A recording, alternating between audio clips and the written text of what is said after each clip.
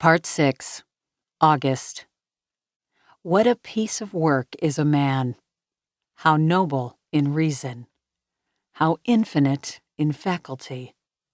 In form and moving, how express and admirable! In action, how like an angel! In apprehension, how like a god! The beauty of the world. Shakespeare, Hamlet. North Pole. The Spud lamp was a big hit at the science fair. Jack and I got an A for it. It was the first A Jack got in any class all year long, so he was psyched. All the science fair projects were set up on tables in the gym. It was the same setup as the Egyptian Museum back in December. Except this time, there were volcanoes and molecule dioramas on the tables, instead of pyramids and pharaohs. And instead of kids taking our parents around to look at everybody else's artifact, we had to stand by our tables while all the parents wandered around the room and came over to us one by one. Here's the math on that one. 60 kids in the grade equals 60 sets of parents, and doesn't even include grandparents. So that's a minimum of 120 pairs of eyes that find their way over to me. Eyes that aren't as used to me as their kids' eyes are by now. It's like how compass needles always point north. No matter which way you're facing, all those eyes are compasses, and I'm like the North Pole to them. That's why I still don't like school events that include parents. I don't hate them as much as I did at the beginning of the school year. Like the Thanksgiving Sharing Festival, that was the worst one, I think. That was the first time I had to face the parents all at once. The Egyptian Museum came after that, but that one was okay because I got to dress up as a mummy and nobody noticed me. Then came the winter concert, which I totally hated because I had to sing in the chorus. Not only can I not sing at all, but it felt like I was on display. The New Year art show wasn't quite as bad, but it was still annoying. They put up our artwork in the hallways all over the school and had the parents come and check it out. It was like starting school all over again, having unsuspecting adults pass me on the stairway. Anyway, it's not that I care that people react to me. Like I've said a gazillion times, I'm used to that by now. I don't let it bother me. It's like when you go outside and it's drizzling a little, you don't put on boots for a drizzle. You don't even open your umbrella. You walk through it and barely notice your hair getting wet. But when it's a huge gym full of parents, the drizzle becomes like this total hurricane. Everyone's eyes hit you like a wall of water. Mom and Dad hang around my table a lot, along with Jack's parents. It's kind of funny how parents actually end up forming the same little groups their kids form. Like my parents and Jack's, and Summer's mom, all like and get along with each other. And I see Julian's parents hang out with Henry's parents and Miles's parents. And even the two Max's parents hang out together. It's so funny. I told Mom and Dad about it later when we were walking home, and they thought it was a funny observation. I guess it's true that like seeks like, said Mom. The Augie doll. For a while, the war was all we talked about. February was when it was really at its worst. That's when practically nobody was talking to us, and Julian had started leaving notes in our lockers. The notes to Jack were stupid, like, "You stink, Big Cheese, and nobody likes you anymore." I got notes like, "Freak," and another that said, "Get out of our school, orc."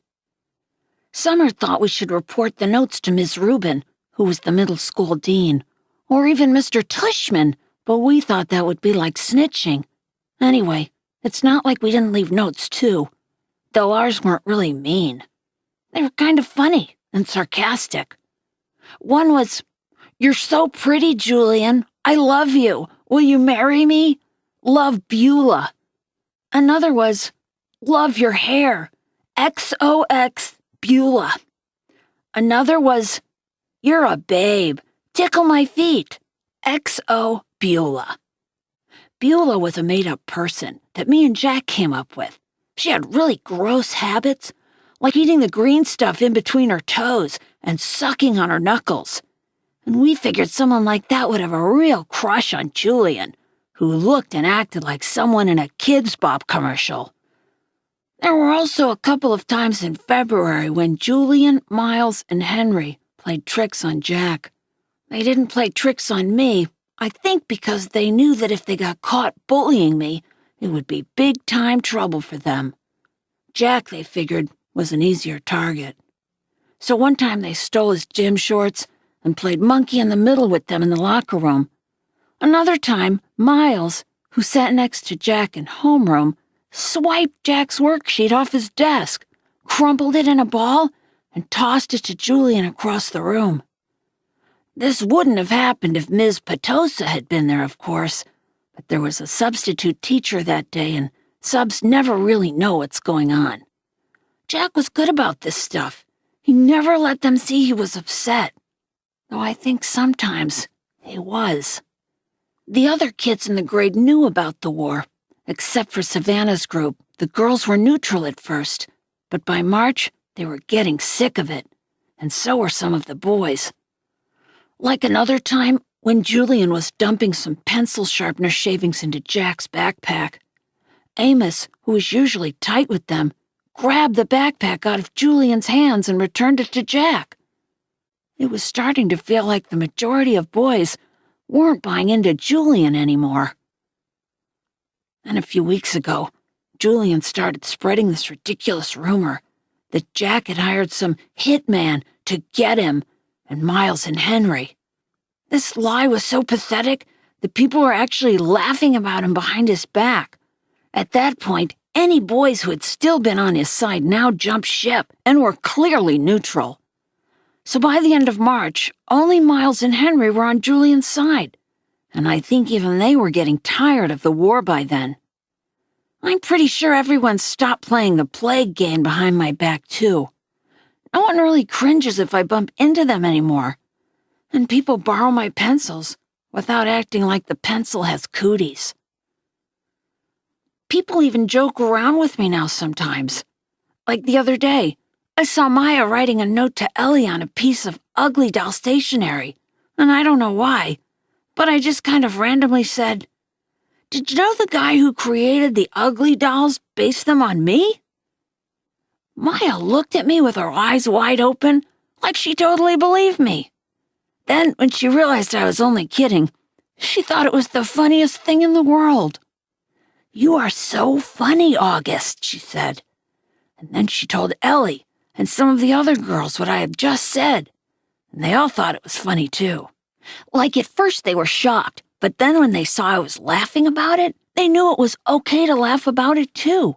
And the next day, I found a little Ugly Doll keychain sitting on my chair with a nice little note from Maya that said, "For the nicest Augie doll in the world, XO Maya." 6 months ago, stuff like that would never have happened, but now it happens more and more. Also, people have been really nice about the hearing aids I started wearing. Lobot. Ever since I was little, the doctors told my parents that someday I'd need hearing aids.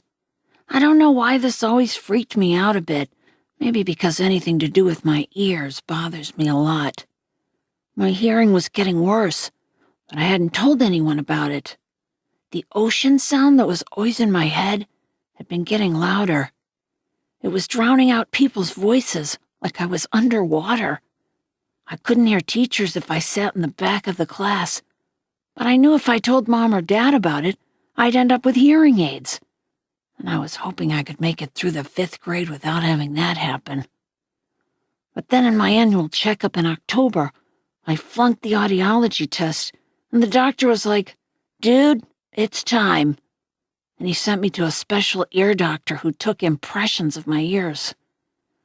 Out of all my features, my ears are the ones I hate the most. They're like tiny closed fists on the side of my face. They're too low on my head, too. They look like squashed pieces of pizza dough sticking out of the top of my neck or something. Okay, maybe I'm exaggerating a little, but I really hate them. When the ear doctor first pulled the hearing aids out for me and Mom to look at, I groaned. "I am not wearing that thing," I announced, folding my arms in front of me. "I know they probably look kind of big," said the ear doctor, "but we had to attach them to the headband because we had no other way of making them so they'd stay in your ears. See, normal hearing aids usually have a part that wraps around the outer ear to hold the inner bud in place. But in my case, since I don't have outer ears, they had to put the earbuds on this heavy-duty headband that was supposed to wrap around the back of my head. "I can't wear that, Mom," I whined. "You'll hardly notice them," said Mom, trying to be cheerful. "They look like headphones." "Headphones? Look at them, Mom," I said angrily. "I'll look like Lobot." "Which one is Lobot?" said Mom calmly. "Lobot?" The ear doctor smiled as he looked at the headphones and made some adjustments. "The Empire Strikes Back? The bald guy with the cool bionic radio transmitter thing that wraps around the back of his skull?" "I'm drawing a blank," said Mom. "You know Star Wars stuff?" I asked the ear doctor. "No Star Wars stuff," he answered, slipping the thing over my head. "I practically invented Star Wars stuff." He leaned back in his chair to see how the headband fit, and then took it off again. "Now, Augie, I want to explain what all this is," he said, pointing to the different parts of one of the hearing aids. "This curved piece of plastic over here connects to the tubing on the ear mold. That's why we took those impressions back in December, so that this part that goes inside your ear fits nice and snug. This part here is called the tone hook, okay? And this thing is the special part we've attached to this cradle here." "The Lobot part," I said miserably. "Hey, Lobot is cool," said the ear doctor. "It's not like we're saying you're going to look like Jar Jar, you know. That would be bad." He slid the earphones on my head again carefully. "There you go, August. So how's that?" "Totally uncomfortable," I said. "You'll get used to them very quickly," he said. I looked in the mirror. My eyes started tearing up. All I saw were these tubes jutting out from either side of my head, like antennas. "Do I really have to wear this, Mom?" I said, trying not to cry. "I hate them. They don't make any difference." "Give it a second, buddy," said the doctor. "I haven't even turned them on yet. Wait until you hear the difference. You'll want to wear them." "No, I won't." And then he turned them on. Hearing brightly. How can I describe what I heard when the doctor turned on my hearing aids? Or what I didn't hear? It's too hard to think of words. The ocean just wasn't living inside my head anymore. It was gone. I could hear sounds like shiny lights in my brain. It was like when you're in a room where one of the light bulbs on the ceiling isn't working, but you don't realize how dark it is until someone changes the light bulb, and then you're like, "Whoa, it's so bright in here." I don't know if there's a word that means the same as bright in terms of hearing, but I wish I knew one, because my ears were hearing brightly now. "How does it sound, Augie?" said the ear doctor. "Can you hear me okay, buddy?" I looked at him and smiled, but I didn't answer. "Sweetie, do you hear anything different?" said Mom. "You don't have to shout, Mom," I nodded happily. "Are you hearing better?" asked the ear doctor. I don't hear that noise anymore, I answered. It's so quiet in my ears. The white noise is gone, he said, nodding. He looked at me and winked. I told you you'd like what you heard, August. He made more adjustments on the left hearing aid. Does it sound very different, love? Mom asked. Yeah, I nodded. It sounds lighter. That's because you have bionic hearing now, buddy, said the ear doctor, adjusting the right side. Now touch here. He put my hand behind the hearing aid. Do you feel that? That's the volume. You have to find the volume that works for you. We're going to do that next. Well, what do you think? He picked up a small mirror and had me look in the big mirror at how the hearing aids looked in the back. My hair covered most of the headband. The only part that peeked out was the tubing. Are you okay with your new bionic Lobot hearing aids? The ear doctor asked, looking in the mirror at me. Yeah, I said. Thank you. Thank you so much, Dr. James, said Mom. The first day I showed up at school with the hearing aids, I thought kids would make a big deal about it, but no one did. Summer was glad I could hear better, and Jack said it made me look like an FBI agent or something. But that was it. Mr. Brown asked me about it in English class, but it wasn't like, what the heck is that thing on your head? It was more like, if you ever need me to repeat something, Augie, make sure you tell me, okay? Now that I look back, I don't know why I was so stressed about it all this time. Funny how sometimes you worry a lot about something, and it turns out to be nothing. Via's secret. A couple of days after spring break ended, Mom found out that Via hadn't told her about a school play that was happening at her high school the next week. And Mom was mad. Mom doesn't really get mad that much, though Dad would disagree with that. But she was really mad at Via for that. She and Via got into a huge fight. I could hear them yelling at each other in Via's room. My bionic Lobot ears could hear Mom saying, "But what is with you lately, Via? You're moody and taciturn and secretive. What is so wrong with my not telling you about a stupid play?" Via practically screamed. "I don't even have a speaking part in it. Your boyfriend does. Don't you want us to see him in it?" "No, actually I don't." "Stop screaming. You screamed first. Just leave me alone, okay? You've been really good about leaving me alone my whole life. So why you choose high school to suddenly be interested, I have no idea." Then I don't know what Mom answered, because it all got very quiet, and even my bionic Lobot ears couldn't pick up a signal.